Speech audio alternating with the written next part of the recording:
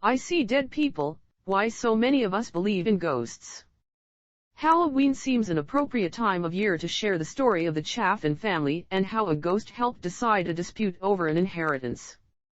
James L. Chaffin of Monksville, North Carolina, died after an accident in 1921, leaving his estate in full to his favorite son Marshall and nothing to his wife and 3 other children. A year later Marshall died, so the house and 120 acres of land went to Marshall's widow and son.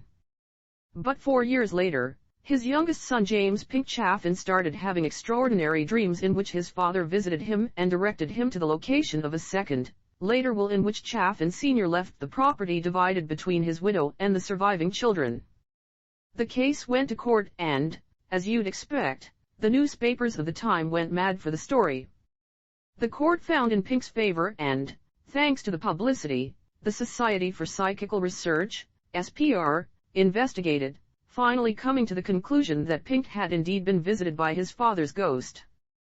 Pink himself never wavered from this explanation, stating, "I was fully convinced that my father's spirit had visited me for the purpose of explaining some mistake." Unlikely as it might seem in the cold light of day, ghosts and hauntings are a mainstream area of belief. Recent studies by YouGov in the UK and the USA show that between 30% and 50% of the population says they believe in ghosts. Belief in ghosts also appears to be global, with most, if not all, cultures around the world having some widely accepted kind of ghosts. The existence of a ghost as an incorporeal, bodiless, soul or spirit of a dead person or animal is contrary to the laws of nature as we understand them. So it seems there is something here that calls for explanation. We can look at the worlds of literature, philosophy, and anthropology for some of the reasons why people are so keen to believe.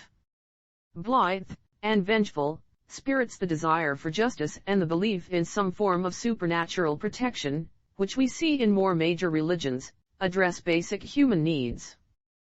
Ghosts have long been thought of as vehicles for justice. Shakespeare's Hamlet is visited by the ghost of his murdered father seeking revenge on his murderer.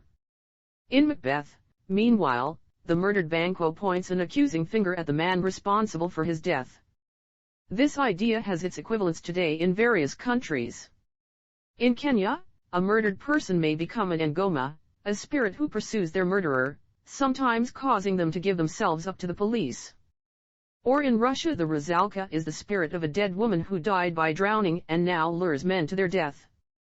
She may be released when her death is avenged. Ghosts can also be friends and protectors. In Charles Dickens's A Christmas Carol, Ebenezer Scrooge is helped by the ghosts of Christmas present, past, and future to mend his hard-hearted ways before it's too late. In The Sixth Sense, spoiler alert, the ghost character played by Bruce Willis helps the young boy to come to terms with his ability to see ghosts and to help them to find peace. Many people are comforted by thinking that their deceased loved ones are watching over them and perhaps guiding them. But many people also like to believe that death is not the end of existence. It's a comfort when we lose people we love or when we face the idea of our own mortality. Many cultures around the world have had beliefs that the dead can communicate with the living, and the phenomenon of spiritualism supposes that we can communicate with the spirits of the dead, often through the services of specially talented spirit mediums. And we love to be scared, as long as we know we aren't actually in danger. Halloween TV schedules are full of films where a group of, usually young, volunteers spends a night in a haunted house, with gory results. We seem to enjoy the illusion of danger, and ghost stories can offer this kind of thrill. Body and soul belief in ghosts finds support in the long-standing philosophical idea that humans are naive dualists, naturally believing that our physical being is separate from our consciousness. This view of ourselves makes it easy for us to entertain the idea that our mind could have an existence separate from our body, opening the door to believing that our mind or consciousness could survive death, and so perhaps become a ghost. Looking at how the brain works, the experience of hallucinations is a lot more common than many people realize. The SPR, founded in 1882, collected thousands of verified first-hand reports of visual or auditory hallucinations of a recently deceased person. More recent research suggests that a majority of elderly bereaved people may experience visual or auditory hallucinations of their departed loved ones that persist for a few months. Another source of hallucinations is the phenomenon of sleep paralysis, which may be experienced when falling asleep or waking up.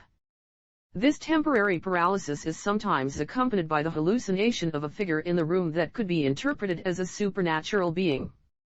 The idea that this could be a supernatural visitation is easier to understand when you think that when we believe in a phenomenon, we are more likely to experience it.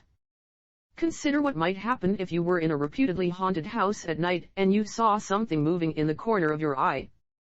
If you believe in ghosts, you might interpret what you saw as a ghost. This is an example of top-down perception in which what we see is influenced by what we expect to see. And, in the dark, where it might be difficult to see properly, our brain makes the best inference it can, which will depend on what we think is likely, and that could be a ghost. According to the Dutch philosopher Baruch Spinoza, belief comes quickly and naturally, whereas skepticism is slow and unnatural. In a study of neural activity, Harris and colleagues discovered that believing a statement requires less effort than disbelieving it. Given these multiple reasons for us to believe in ghosts, it seems that the belief is likely to be with us for many years to come.